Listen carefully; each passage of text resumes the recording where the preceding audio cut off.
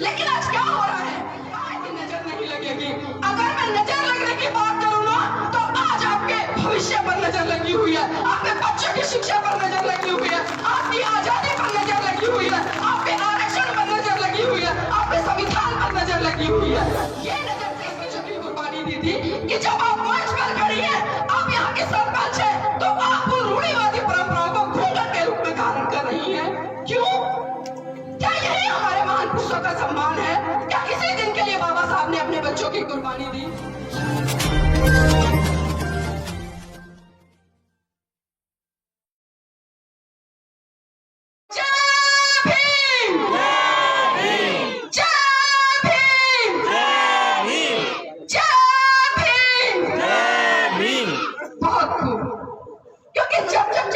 नाम आता है तो एक क्रांति पैदा होती है, एक विचार पैदा होता है, और बहुत सारे सामान्यवर काशीराम जैसे, बहन जी जैसे, मुझ जैसे, आप जैसे और इन जैसे बहुत सारे क्रांतिकारी योद्धा पैदा होते हैं। तो जय भीम में वो शक्ति है, जय भीम में वो ताकत है जो आपको सम्मान से जीना सिखाती है, जो आपको पुरुषों के साथ कंधे से कंधा मिलाकर आगे बढ़ने के लिए आपको प्रेरित करती है, आपको मनोबल बढ़ाती है। तो इसीलिए जब जब हमें जय भीम का नारा लगाए तो हम अपनी इतनी बुलंद आवाज में लगाएं ताकि पता चले कि जय भीम हमारी जुबान से नहीं बल्कि हमारे दिल से निकल रहा है।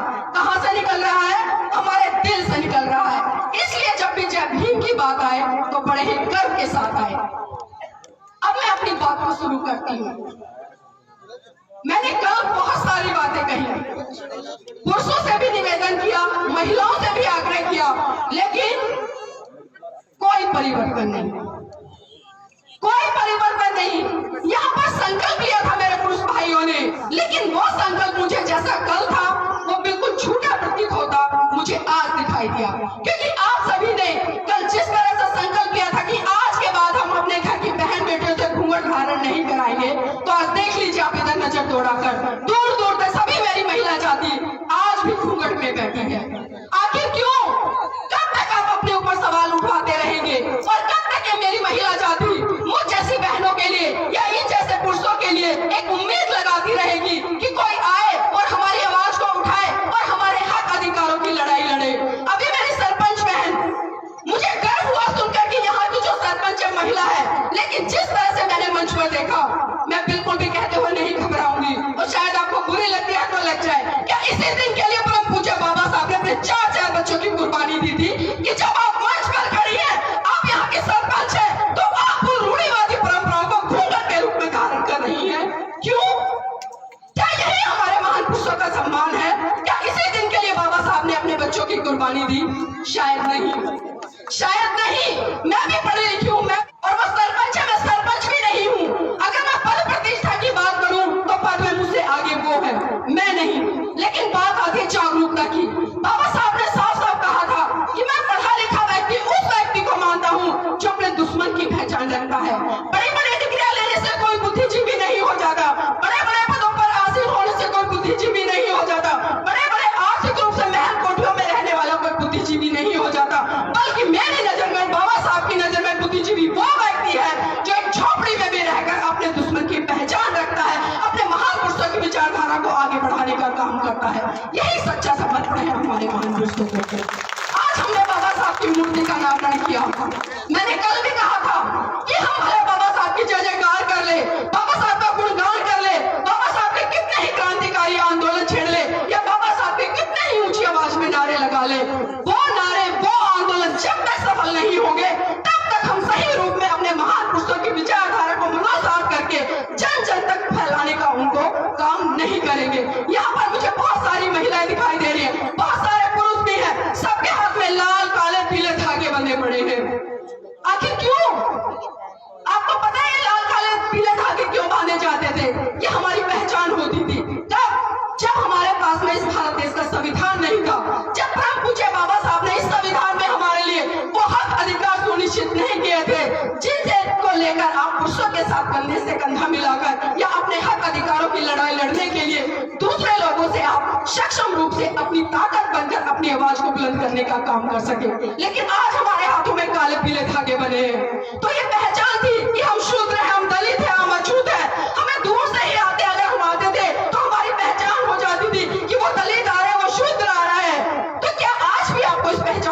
मोहताज है और आप किस दिशा में जा रहे हैं, किस दिशा में जा रहे हैं।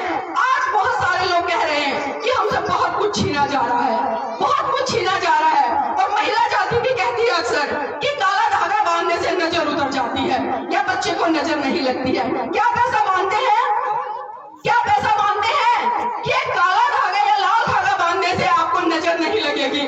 अगर मैं नजर लगने की बात करूं ना, तो आज आपके भविष्य पर नजर लगी हुई है, आपके बच्चों की शिक्षा पर नजर लगी हुई है, आपकी आजादी पर नजर लगी हुई है, आपके आरक्षण पर नजर लगी हुई है, आपके संविधान पर नजर लगी हुई है।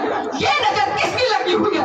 ये सत्ताधारी उन लोगों की नजर है जो सिर्फ मुट्ठी भर है और इस 85% पर शासन कर रहे हैं। तो सोचना है आपको कि आज आपको किसकी नजर लग रही है। क्या ये काले धागों को बांधकर आप अपनी नजर उतारेंगे? अगर इनसे नजर उतरती है, अगर इनसे आप सत्ता में आते हैं, अगर इन काले धागे बांधने से आप देश के हुक्मरान बनते हैं तो शौक से बांधिए। लेकिन सोचिए, क्या इन काले पीले धागों से हमें कुछ मिल रहा है? हम लाल लाल टीका लगा लेते हैं बड़ा बड़ा, कभी सोचते नहीं है कि कौन सी संस्कृति का प्रतीक है। यहाँ पर भारतीय बौद्ध महासभा ने 10 दिन का प्रशिक्षण किया। कितने लोग गए, कितनी महिलाएं गई, ईमानदारी से हाथ खड़े करें, कितने लोग उस प्रशिक्षण में गए?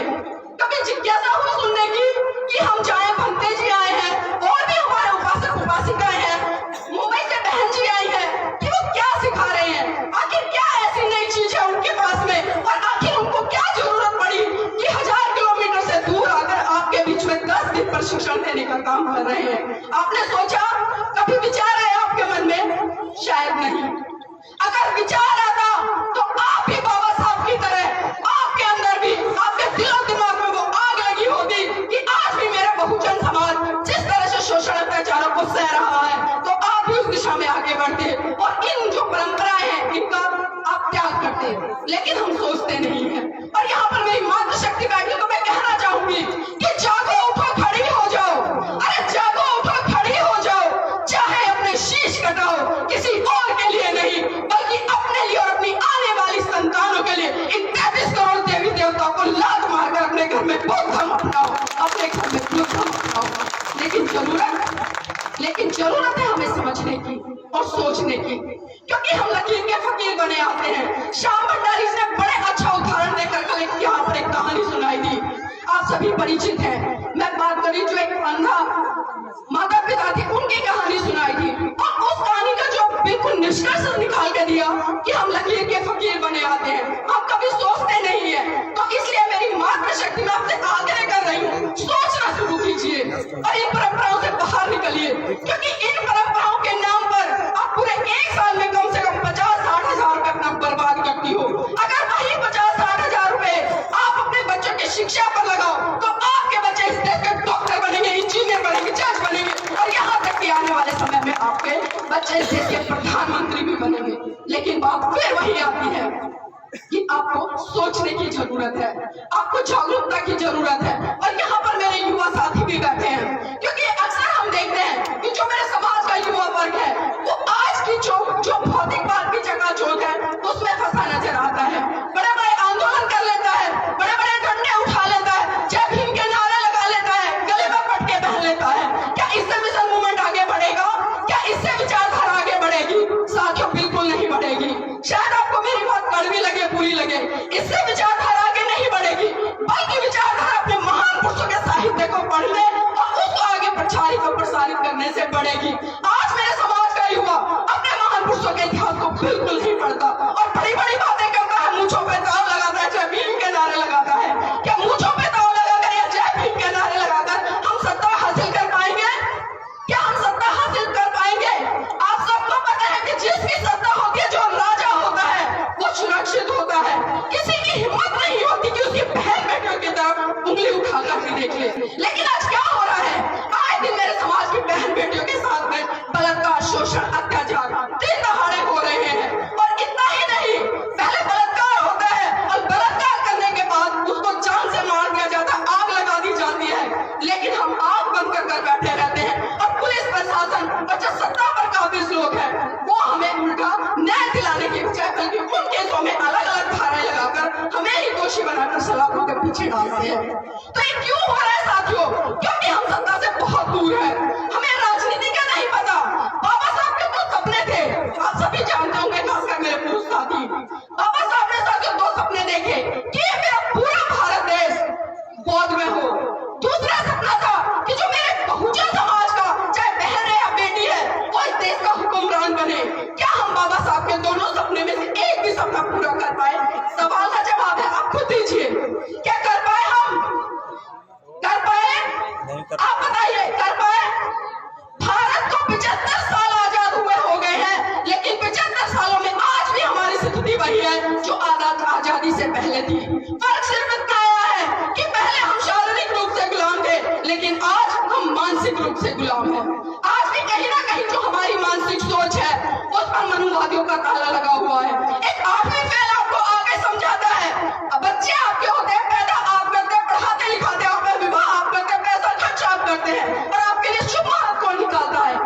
5वीं और 6वीं फेल। क्या वो आपसे ज्यादा बुद्धिजीवी है? क्या वो आपसे ज्यादा पढ़ा लिखा है? लेकिन हम इस दिशा में काम ही नहीं करते, हम इस दिशा में काम ही नहीं करते। सुबह मैं चर्चा कर रही थी बैठ के कि आज हमारे समाज में जो नशे की लत है उसने बहुत बुरी तरह से घर कर रखी है, और जिसके कारण आज हम देखते हैं कि आए दिन हमारे समाज के परिवार टूट रहे हैं। तो इस पर कभी हम रोक लगाने का काम करते हैं, चाहे हमारे पुरुष साथी हो, महिला साथी हो, हम आपस में वैसे लड़ लेंगे, एक दूसरे को अच्छी गालियां दे लेंगे, लेकिन जब सही बात पर लड़ने की बारी आती है तो हम कभी भी लड़ाई नहीं करते, हम कभी भी लड़ाई नहीं करते। मैं दिल्ली की एक घटना बताती हूँ। मैं ऐसे ही किसी के घर पे बैठी थी, उनके घर में 3 बेटे हैं और बेटी थी। उन्होंने कहा कि हमारी बेटी के लिए कोई अच्छा सा लड़का बताना जो दारू ना पीता हो, जो सिगरेट ना पीता हो, जो किसी भी तरह का नशा ना करता हो, जिसका चाल चलन अच्छा हो। तो मैंने उनसे पूछा कि जो आपका बेटा है क्या वो दारू नहीं पीता? पीता है जी। मैंने कहा नशा करता है? करता है जी। तो आप खुद देखिए और खुद सोचिए कि जब उसके घर का बेटा या वो खुद जब वो नशीली चीजों का सेवन करता है तो हम फिर दूसरों से कैसे उम्मीद लगाते हैं? क्योंकि अब बात कहाँ आ रही है हमारी अपनी बेटी की। जब हमें अपनी बेटी के लिए वर चाहिए तो हम क्या तलाश करते हैं? बिल्कुल सुसंपन्न हो, सारे गुण हो, उसमें किसी तरह का जो ऐप है वो न हो। लेकिन जब अपने बेटों को सुधारने की बारी आती है तो वहां पर हम बिल्कुल भी प्रयास नहीं करते। तो सोचिए कि आप जिस घर से बेटी को लेकर आ रहे ब्याह के, वो भी तो किसी की घर की बेटी है, उसके पिता ने भी तो सपने देखे होंगे, उस बेटी ने भी तो सपने देखे होंगे कि मेरा पति इतना अच्छा हो, कि चरित्रवान हो, उसमें सीलों का आचरण हो, वो दारू ना पीता हो, वो नशा ना करता हो, वो चोरी ना करता हो, वो झूठ ना बोलता हो, वो व्यभिचार ना करता हो। लेकिन ये मापदंड सिर्फ हम अपने लिए ढूंढते हैं, दूसरों के लिए नहीं। तो आज यहाँ पर समाज का दायित्व बन जाता है, और खासकर उन लोगों का जो पढ़े लिखे हैं, जो बुद्धिजीवी हैं। मुझे बहुत खुशी कि श्याम भंडारी जी के माध्यम से मैं दौसा में 2 साल पहले भी आई थी, और बहुत विशाल कार्यक्रम हुआ था, और खासकर इन्होंने महिलाओं की भागीदारी उस कार्यक्रम में बहुत ज्यादा संख्या में सुनिश्चित कराई थी। वो जाते हैं जगह जगह पर, चाहे 10 लोग हो, उनको कैडर देने का काम करते हैं। तो ये एक जागरूकता का काम है। जो हम बात करते हैं पे बैक टू सोसाइटी की, खाली आर्थिक रूप से ही पे बैक नहीं करना है, बल्कि जो मेरे समाज का पढ़ा लिखा और जागरूक व्यक्ति है उसको अपने घर की बहन बेटियों को समझाना है, अपने युवाओं को समझाना है, उनको चरित्रवान बनाना है। तो बहुत सारी चीजों पर काम करना है। ये भी एक तरह से हमारे महान पुरुषों को सही रूप में सच्ची आदरांजलि होगी। लेकिन जरूरत फिर वही आती है कि जब तक हमें किसी चीज की जरूरत नहीं होगी तब तक हम उस दिशा में काम नहीं कर पाएंगे। तो इसलिए मैं यहाँ पर अपनी मातृशक्ति से, अपने पुरुष साथियों से आग्रह करूंगी, अगर आप सही रूप में आप बाबा साहब का सम्मान करते हैं या बाबा साहब के अनुयायी हैं, तो संकल्प ले लीजिए कि आज के बाद अपने घर से जितने भी रूढ़िवादी परंपराएं हैं, जितना भी पाखंडवाद है, उन सबको निकालकर बाहर करेंगे। और एक छोटा सा उदाहरण देकर मैं यहाँ पर अपनी बात को समझाऊंगी।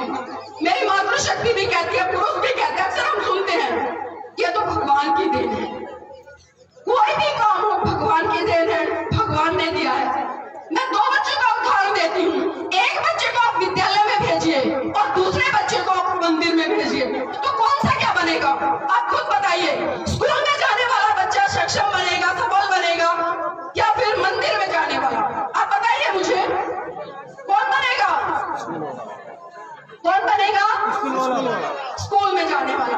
आप सबको पता है कि स्कूल में जाने वाला बनेगा, लेकिन फिर भी हम बाबा साहब की उस उंगली का इशारा नहीं समझते हैं। बाबा साहब की ये उंगली है, ये इशारा करती है आपको संसद की तरफ कि जाइए उस संसद पर कब्जा कीजिए, कि उस संसद में ही आपके लिए वो सारे हक अधिकार सुनिश्चित है जिनसे कि आप अपने जीवन के साथ साथ, अपने परिवार के साथ साथ, अपने समाज के साथ साथ अपने राष्ट्र और अपने देश का विकास कर सकती है। समय का अभाव और जाते जाते सिर्फ इतना ही कहूंगी कि देखना बहुत कुछ है, देखना बहुत कुछ है, देखते रहिए।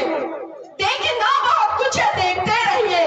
करना बहुत कुछ है, करते रहिए। समाज आज भी बलिदान मांगता है, पर सच तो ये है मेरी मातृशक्ति और मेरे पुरुष साथियों, आज आपसे आपकी जान नहीं बल्कि आपका ईमान मांगता है, आपका ईमान मांगता है। मेरा चैनल, आपका चैनल, समाज का चैनल, देश का चैनल NB News 24/7 को आप लाइक करें, सब्सक्राइब करें और ज्यादा से ज्यादा इसकी वीडियो को शेयर करें ताकि हर खबर को मैं आप तक आसानी से पहुंचा सकूं।